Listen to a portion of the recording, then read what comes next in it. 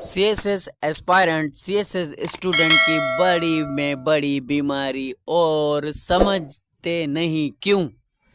क्योंकि मैं आपको एक एक वर्ड की अच्छी तरीके से मीनिंग बता रहा हूँ, सही तरीके से लेक्चर डिलीवर कर रहा हूँ। जो बातें कोई नहीं बताता मैं वो बता रहा हूँ। फिर भी बच्चों का माइंड जो है ना, फोकस कंसंट्रेशन नहीं है और वो सब्र नहीं करते। सब्र से एक लेक्चर किसी का भी आपने यूट्यूब हो चाहे कहीं से भी शुरू से लेकर आखिर तक आपने कोई भी लेक्चर देख लिया ना, तो आप उस दिन समझ लेना कि अब हम सही तरीके से पढ़ाई कर रहे हैं। सिर्फ इंट्रोडक्शन देख के भाग जाते हैं। अब इंट्रोडक्शन में ये लफ्ज़ लिखा हुआ है ना, स्ट्रगल, फिर इस स्ट्रगल वर्ड को सर्च करके यहीं पर ही पढ़ते रहते हैं। ऐसा नहीं होता। अब यहाँ आप देखें, ये स्ट्रगल नीचे लिखी हुई होती है। इंट्रोडक्शन में जो वर्ड होते हैं ना, वो नीचे एक्सप्लेन हुए होते हैं, उनकी मीनिंग की ज़रूरत ही नहीं होती। तो देखें, क्विट इंडिया मूवमेंट क्या था, टॉपिक पर बात करते हैं। The quit India movement also known as the August movement और भारत छोड़ो आंदोलन, मतलब कि इंडिया को छोड़कर भाग जाओ, बरतानिया वालों को कहा गया। क्विट का मतलब ही जाना है, निकल जाओ।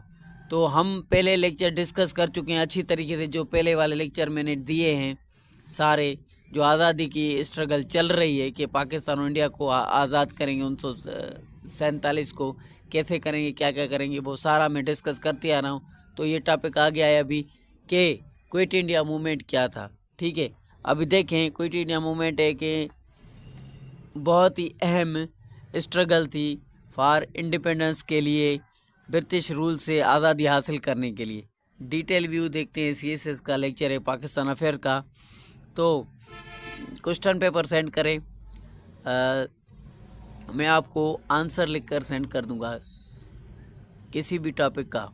लास्ट में इस क्विट इंडिया मूवमेंट से जो जो क्वेश्चन पेपर आते हैं, क्वेश्चंस आते हैं, वो सेंड करता हूँ। ठीक है, तो देखें बैकग्राउंड में क्या था, मतलब कि इससे पहले क्या था, क्विट इंडिया मूवमेंट से पहले क्या था। वर्ल्ड वार सेकंड चल रही थी। British involving in the war weekend in control over the India. तो ब्रिटिश सेकंड वर्ल्ड वार हो गई थी, शुरू हो गई थी, और इंडिया के लोगों को ब्रिटिश ने कहा इस जंग में आप हमारा साथ दो। अगर आपने साथ दिया तो हम आपकी आज़ादी देंगे, सेल्फ रूल देंगे, खुद मुख्तियारी देंगे, खुद मुल्क चलाओ अपना, हम चले जाएंगे। तो क्विट इंडिया मूवमेंट का बैकग्राउंड में यही था कि वार थी, और वार की, अब देखो, आप वर्ल्ड वार सेकंड आप वन जाके सर्च करेंगे, सर्च करने की कोई बात नहीं है। यहाँ पर क्विट इंडिया मूवमेंट चल रहा है। और क्विट इंडिया मूवमेंट क्यों हुआ था, इसका वजह, रीज़न क्या था, इसके पीछे क्या क्या वजह क्या थी जिसकी वजह से ये ब्रिटिश वाले ने इनको वादा किया था कि हम आपको आज़ादी देंगे, आप हमारी इस जंग में साथ दें। तो इंडिया की बहुत बड़ी फौज थी, बहुत बड़े लोग थे, बहुत आबादी थी। तो उस जंग को बरतानिया को जीता लिया, क्योंकि वार में ब्रिटिश वाले जंग को, इंडिया को कंट्रोल करना बहुत मुश्किल था। जंग को कंट्रोल करना और इंडिया के लोगों को कंट्रोल करना, क्योंकि इससे पहले पार्टीशन ऑफ बंगाल हुई थी, वहाँ पर पूरी अफरा तफरी मच गई थी। हर कोई अपने अपनी आज़ादी के लिए स्ट्रगल, मेहनत, जद्दोजहद करने लगा था। ठीक है, तो बरतानिया वाले के लिए मुश्किल हो गया कि इनको संभाले या जंग को संभाले। तो इसके लिए वादा किया इंडिया के लोगों को, हमारा इस जंग में साथ दो, उसके बाद हम आपको फुल आज़ादी देंगे। तो ये वजह थी बस, और कोई बात नहीं है। तो अभी आप यहाँ पर इस लेक्चर को छोड़कर war of second world war को सर्च करके देखें पूरा, इसकी कोई ज़रूरत नहीं। टू द पॉइंट और स्मार्ट वर्क सीएसएस को पास करवाता है। सेकंड नंबर पर बैकग्राउंड पर ये बात थी। पहले नंबर पर वार आती है। दूसरे नंबर पर Indian national Congress demanding immediate independence. तो इंडियन नेशनल कांग्रेस ने वर्ल्ड वार के बाद तुरंत ही, इमीडिएट ही डिमांड की, मांग की कि हमें आज़ादी दो, फुल आज़ादी दो। Congress launch non cooperation movement. Congress वालों ने नॉन कॉपरेशन मूवमेंट शुरू कर दिया। क्यों किया? क्योंकि आपने वादा किया था हमें आज़ादी देंगे, अब भी आप वादा खिलाफी कर रहे हैं, गद्दारी कर रहे हैं। तो आज़ादी इनको नहीं दे रहे थे, जंग भी बंद हो गई, हर चीज़ हो गई। उसके बाद ये क्विट इंडिया मूवमेंट की बात हो रही है। ठीक है, तो उसमें यही डिमांड कर रहे थे कांग्रेस वाले हिंदू। तो महात्मा गांधी ने लॉन्च किया, शुरू किया क्या, नॉन कॉपरेशन मूवमेंट, जिसका मतलब था अपने मुल्क की जो भी चीज़ें हैं वो खरीद करो, वो खाओ, वो पियो, बाहर से कुछ मत मंगाओ, सारा कुछ बैंड कर दो बरतानिया का, उनका बायकॉट कर दो, उनके सामान का, उन्होंने यहाँ पर स्कूल खोले थे, उनने यहाँ पर कोर्ट्स बनाई थी, उन सब का बायकॉट कर दो, बड़ी एक हड़ताल कर दो, पूरी स्ट्राइक पूरे मुल्क में इनको बायकॉट कर दो, अपनी चीज़ें यूज़ करो, इनको ख़त्म करो। तो ये नॉन कॉपरेशन मूवमेंट शुरू हो गई थी। ठीक है, तो ये बैकग्राउंड था क्विट इंडिया मूवमेंट के पीछे। दो, तीसरे नंबर पर गांधी लीडरशिप, गांधी ने अपनी लीडरशिप दिखाई कि मैं कितना पावरफुल हूँ। Mahatma Gandhi return to India, ये बाहर गए थे इंग्लैंड कहीं पे, फिर वापस आए इंडिया। तो 1915 में लीडिंग नेशनल लिस्ट मूवमेंट, मतलब कि अपनी कौम को लेकर एक बहुत बड़ा मूवमेंट स्टार्ट किया, हमें आज़ादी चाहिए 1915 में। तो ये 3 वजह थी, बैकग्राउंड था, पीछे ये चल रहा था हिंदुस्तान के अंदर, ये काम हो रहे थे, जिसकी वजह से क्विट इंडिया मूवमेंट भी शुरू हो गई। और क्विट इंडिया का मूवमेंट मतलब यही है, क्विट इंडिया मूवमेंट मतलब कि इंडिया से चले जाओ, हमें सेल्फ गवर्नमेंट दो, सेल्फ रूल दो और खुद मुख्तियारी दो, अपने मुल्क को हम खुद चलाएंगे, आप यहाँ से भाग जाओ, क्योंकि ब्रिटिश वालों ने यहाँ पर कब्ज़ा किया था। तो event leading to quit India movement, ये जो बैकग्राउंड में इवेंट मैंने बताए ये सारे लेके गए इवेंट, ऊपर वाले ये इवेंट है 3 लीडिंग लेके गए to quit India movement. Quit India movement के इवेंट के तरह हमें लेके जाए, क्योंकि क्विट इंडिया मूवमेंट भी एक इवेंट ही है, एक मूवमेंट ही है। क्विट इंडिया मूवमेंट शुरू हुआ तो पहले नंबर पर क्रिप्स मिशन आता है 1942। 1942 British delegations offered limited autonomy rejected by Congress.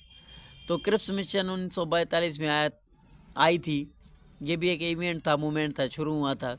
तो ब्रिटिश डेलीगेशन मतलब कि बरतानिया के कुछ लोग आए थे। डेलीगेशन एक वफ्द होता है 10 लोगों का, 12 लोगों का ग्रुप होता है लोगों का, पीपल का, उसको हम डेलीगेशन कहते हैं। वो आए थे 10, 12, 30, 25 कितने भी लोग आए थे। तो उन्होंने ऑफ़र किया, क्या किया कि आप ये हमारी बात माने। लिमिटेड ऑफ़र था ऑटोनॉमी का, किसी हद तक आपको आज़ादी खुद मुख्तियारी देंगे, लेकिन कांग्रेस वालों ने इसको रिजेक्ट कर दिया। ठीक है, वो कह रहे थे हमारा मुल्क है, हमें सारी आज़ादी चाहिए।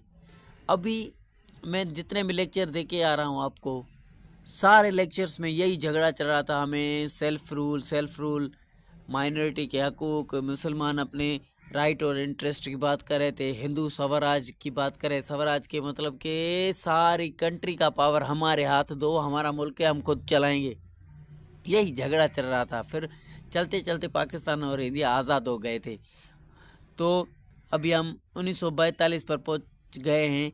1947 को पाकिस्तान और इंडिया आज़ाद हो गया था। क्विट इंडिया मूवमेंट में ये ज़ोर ज़बरदस्ती इंडिया वालों को, बरतानिया वालों को भगाने का प्लान था। क्विट का मतलब ये यहाँ से छोड़ के चले जाओ। ठीक है, तो उसके बाद गांधी ने सबको बुलाया। On August 8 1942 Gandhi demanded immediate independence. तो ये जो हम अभी डिस्कस कर रहे हैं, ये हम बात कर रहे हैं कि क्विट इंडिया मूवमेंट में गांधी जी ने क्या किया था और इस मूवमेंट में क्या हुआ था। तो बरतानिया वालों को इन्होंने रिजेक्ट किया कि हमें थोड़ी बहुत आज़ादी नहीं, पूरी आज़ादी मिलनी चाहिए। ठीक है, एक बात पहली ये लिखी हुई है, ये क्रिप्स मिशन अभी हम डिटेल में पढ़ेंगे दूसरे लेक्चर में। ठीक है, तो गांधी ने डिमांड की 8 अगस्त 1942 को क्विट इंडिया मूवमेंट शुरू किया और ये कहा कि हमें पूरी आज़ादी चाहिए। ठीक है, तीसरे नंबर पर क्विट इंडिया मूवमेंट में क्या हुआ, all India Congress committee resolution, all India Congress committee बनी, उसमें एक रेजोल्यूशन पास किया गया, अडॉप्टेड ऑन अगस्त 8 1942। अगस्त 8 को 1942 को ब्रिटिश ने कॉलिंग फॉर ब्रिटिश विड्रॉवल, कहा कि अब भी यहाँ से इंडिया वालों ने कहा इनको निकालो बाहर, हमारे मुल्क से कब्ज़ा छोड़ो, ये बात हुई थी। ठीक है, उसके बाद अभी देखते हैं नीचे क्या है। नीचे ये है की फीचर्स। की फीचर का मतलब है इसमें मेन कौन कौन से इवेंट हुए थे, एक किस्म के क्या क्या हुआ था इसके बीच में। पहले नंबर पर स्पॉन्टेनियस प्रोटेस्ट, बहुत ही बड़ा ख़तरनाक बड़ी तादाद वाला प्रोटेस्ट हुआ था। मास डेमोन्स्ट्रेशन, मास डेमोन्स्ट्रेशन के मतलब कि इतने सारे लोग इकट्ठे हो गए थे, पूरे इंडिया के लोग। मास का मतलब है अनलिमिटेड लोग। डिमॉन्स्ट्रेशन का मतलब है मुजाहरा करने लगे, स्ट्राइक होने लगी, प्रोटेस्ट, एहतजाज, मुजाहरे, हड़तालें, प्रोसेसेस और अक्रॉस इंडिया, पूरी सब कॉन्टिनेंट बड़े सगीर में हड़तालें, स्ट्राइक, प्रोसेसेस ये सब हो गए। ठीक है, तो प्रोसेसेस, ये प्रोसेशन मतलब कि जलूस बहुत बड़े निकाले गए और अक्रॉस इंडिया, पूरी इंडिया भर में ये था क्विट इंडिया मूवमेंट। तो वाइड स्प्रेड वायोलेंस, पूरे देश में हंगामा, वायोलेंस, तबाही, क्लेश, धमाके with police attack, government buildings, railway disruptions, तबाही हो गई पूरी, हर जगह पर अटैक करना। मतलब कि हिंदू मुसलमान क्या पूरी कौमें मिलकर तबाही मचाई पूरे हिंदुस्तान में, सब कॉन्टिनेंट में, बड़े सगीर में।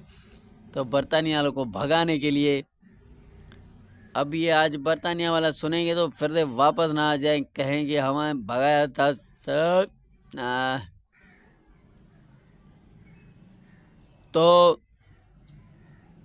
इसके बाद इतनी बड़ी तबाही और रुकावटें, बंदिशें हो गई। तो ब्रिटिश रेस्पॉन्स, इसका जिम्मेदार ब्रिटिश था। मास अरेस्टेड ओवर द, लाखों लोगों को अरेस्ट किया गया, लाठी चार्जेस की कई लोगों के ऊपर और शूटिंग की गई, लोगों को मारा गया गोलियों से। ब्रिटिश ने ये जवाब दिया, ये रेस्पॉन्स ब्रिटिश ने दिया।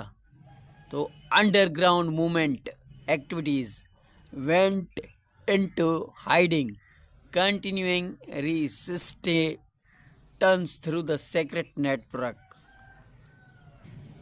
तो यहाँ पर लिखा है अंडरग्राउंड मूवमेंट, मतलब कि चोरी चोरी छुपके छुपके ये मूवमेंट चल रहा था, फिर भी एक्टिविटी चल रही थी छुपी छुपी, और कंटिन्यू ये रेसिस्टेंस, मज़ाहमत, खिलाफ बरतानिया के साजिशें चलती रही थ्रू द सीक्रेट नेटवर्क्स, अंदरूनी तरीके से ये रुके नहीं इंडिया वाले। इम्पोर्टेंट फिगर्स देखते हैं कि मेन पर्सनालिटी, इम्पोर्टेंट शख्सियात कौन थे। तो इसमें क्विट इंडिया मूवमेंट में महात्मा गांधी था, जवाहरलाल नेहरू था, सुभाष चंद्र बोस था, फार्म्ड इंडियन नेशनल आर्मी, जिसने इंडियन नेशनल आर्मी बनाई थी, Aruna Asaf Ali led underground movement, underground movement इसने चलाया था, अरुणा असाफ अली। तो इसका मूवमेंट, क्विट इंडिया मूवमेंट का नतीजा क्या निकला, कॉन्सिक्वेंस, आखिर क्या नतीजा निकला, हमें क्या मिला, क्या सीखे, हिंदू मुसलमानों को क्या मिला, बरतानिया को क्या मिला, यही लिखा हुआ है। ठीक है, समझे।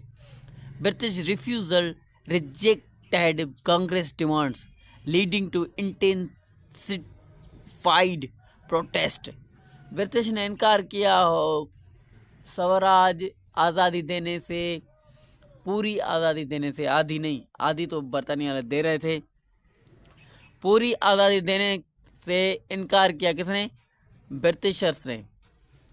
तो ब्रिटिश ने आज़ादी देने से इनकार किया, तो ये डिमांड आधी हुकूमत देने वाली कांग्रेस ने ना मानी उनकी, बरतानिया की, और रिजेक्ट किया। ये ब्रिटिश वालों ने रिजेक्ट की हिंदुओं की सेल्फ रूल वाली डिमांड। तो इससे क्या हुआ, ये लेके गया लीडिंग टू शदीद इंटेंसिफाइड शदीद प्रोटेस्ट। शदीद का मतलब है बहुत पावरफुल प्रोटेस्ट, हड़तालें हो गई। तो ब्रिटिश वाले ने सेल्फ रूल देने से इनकार किया, जिसकी वजह से ये पूरे मुल्क में तबाही मची और हड़तालें शुरू हो गई।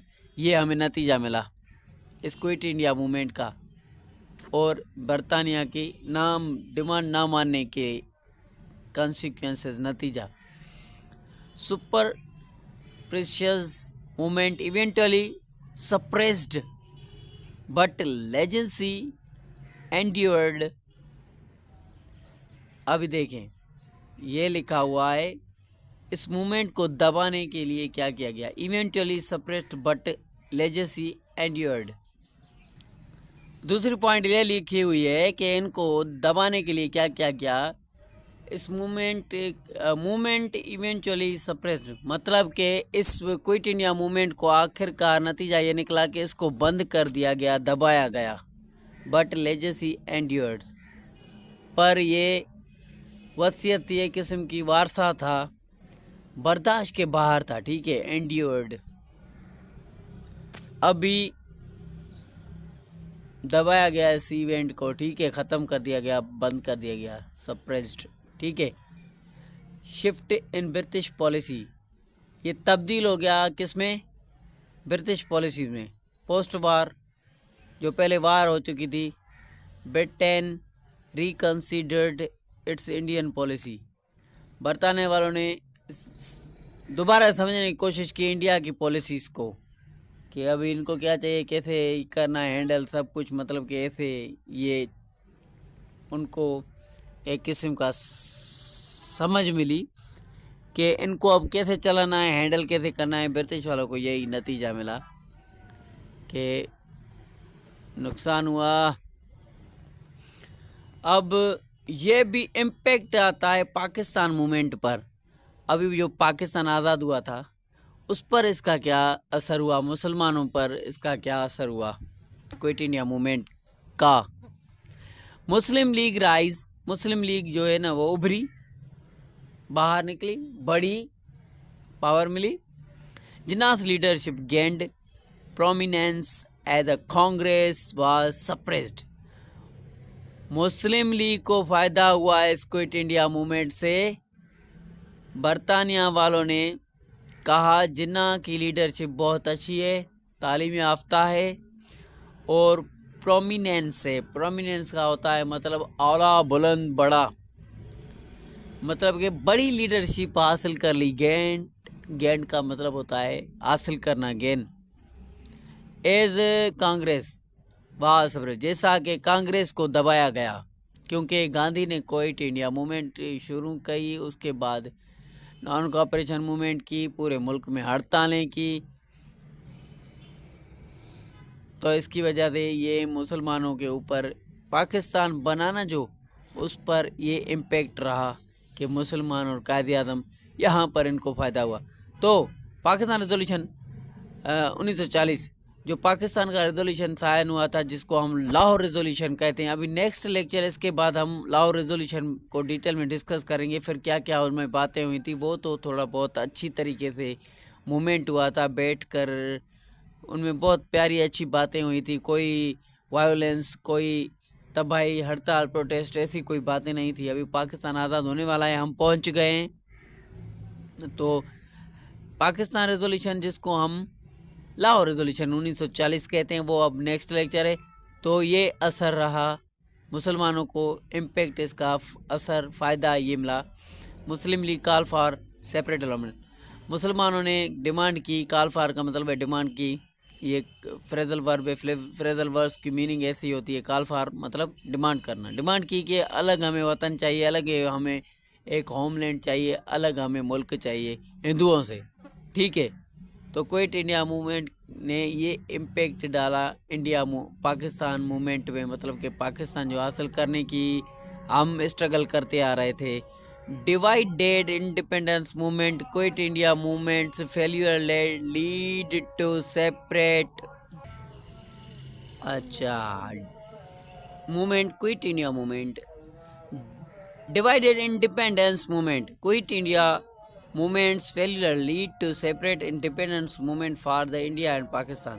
तो यहाँ पर लिखा हुआ है तीसरे नंबर पर ये असर हुआ कि डिवाइडेड इंडिपेंडेंस मूवमेंट, डिवाइड किया गया आज़ादी का movement, quit India movement fail हुआ और सेपरेट आज़ादी मूवमेंट इंडिया और पाकिस्तान का शुरू हुआ।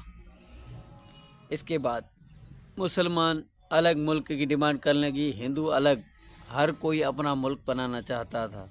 ठीक है, ये इम्पेक्ट रहा पाकिस्तान के लिए। तो आज हम पाकिस्तान बन गया। सीएसएस के रिलेटेड मैंने जो आपको क्वेश्चन बताए थे ना, वो ये लिखे हुए हैं। आप अभी मैंने ऊपर बहुत सारे डिस्कस किए क्विट इंडिया मूवमेंट के बारे में, अभी आप खुद समझें कि काजेज़ एंड कंसिक्वेंसेस मैंने ये दोनों डिस्कस कर लिए। नुकसान क्या हुआ, फ़ायदा क्या हुआ, किसकी वजह से। मैंने पहले आपको बताया किसकी वजह से क्विट इंडिया मूवमेंट हुआ था, पहले मैंने आपको वो डिस्कस किया। फिर आपको मैंने कंसिक्वेंस बताए, क्विट इंडिया मूवमेंट के कंसिक्वेंस क्या हुए, वो आप छोटे छोटे वर्ड्स में खोल के थोड़ा अपने तरीके से लिख कर बयान करें। उसके बाद दूसरे नंबर पर ये टॉपिक दे रहा हूँ, जैसे आप लिख कर मुझे सेंड करें तो आपकी इंग्लिश भी अच्छी होगी और प्रेजेंटेशन भी इम्तिहान में अच्छी होगी। तो देखें, रोल ऑफ की फिगर्स, गांधी, नेहरू, बोसपार्ड, जिन्ना। ये की फिगर्स का मतलब होता है मेन पर्सनालिटीज़, मेन शख्सियात। इसमें कौन कौन से क्विट इंडिया मूवमेंट के अंदर कौन थे वो आप डिस्कस करें। और इम्पेक्ट क्या रहा पाकिस्तान मूवमेंट पर, अभी हम ये डिस्कस कर चुके हैं। और मुस्लिम लीग को क्या फ़ायदा मिला, और British policy shift post quit India movement, और ब्रिटिश की पॉलिसी, ब्रिटिश वालों ने देखा हमारी पॉलिसी कैसी थी जिसकी वजह से ये क्विट इंडिया मूवमेंट हुई थी। पोस्ट का मतलब होता है कि क्विट इंडिया मूवमेंट से पहले क्या हुआ था, शिफ्ट का मतलब होता है चेंजिंग क्या हुई, पॉलिसी का मतलब है ब्रिटिश की जो पॉलिसी थी डिवाइड एंड रूल की पॉलिसी की वजह से ये चेंज हुई, जिसकी वजह से जो पहले क्विट इंडिया मूवमेंट से पहले था और बाद में जो नुकसान हुआ ये ब्रिटिश को पता चला। ठीक है, comparison with other independence movement, और भी आज़ादी के जो स्ट्रगल चल रही है हम लेक्चर दे चुके हैं, साइमन कमीशन से लेकर सारे जो कॉन्स्टिट्यूशनल स्ट्रगल चल रही है और जो आज़ादी की स्ट्रगल चल रही है हम डिस्कस करते आ रहे हैं, उनको मिला के उनका कंपैरिजन करें इसके साथ, किसके साथ, क्विट इंडिया मूवमेंट के साथ। सबसे धमाकेदार असर इसने छोड़ा। ये बुक लिखे हुए हैं, पढ़ें आप। ये बुक जो है ना पाकिस्तान अफेयर्स, पाकिस्तान हिस्ट्री के बहुत हैं, आप पढ़ ही नहीं सकते, कोई भी नहीं पढ़ सकता। सीएसएस के लिए इतना पढ़ना नामुमकिन है। ठीक है, इसके लिए सिलेबस में जो टॉपिक हैं टू द पॉइंट उनको डिटेल में डिस्कस करें, ऊंची नीची इधर उधर करके उनके कभी काज, कभी अफेयर्स, कभी कंसिक्वेंस, कभी इम्पैक्ट, कभी इंट्रोडक्शन, कभी बैकग्राउंड, कभी आगे देखें, कभी पीछे देखें, कभी डेट्स देखें, इसमें क्या हुआ था, कौन कौन लोग से क्या थे, यही चीज़ें देखें। बाकी मुश्किल है सारा कुछ पढ़ना, स्मार्ट वर्किंग करना। This overview provide essential information for Pakistan affairs. CSS lecture on the Quit India movement focus the key event and figures and the consequence to help the student understand the pivotal movement in India and Pakistan history. ठीक है, तो आज का lecture ये था। Question paper send करें, मैं आपको आंसर करके सेंड करता हूँ। ठीक है, अल्लाह हाफिज़।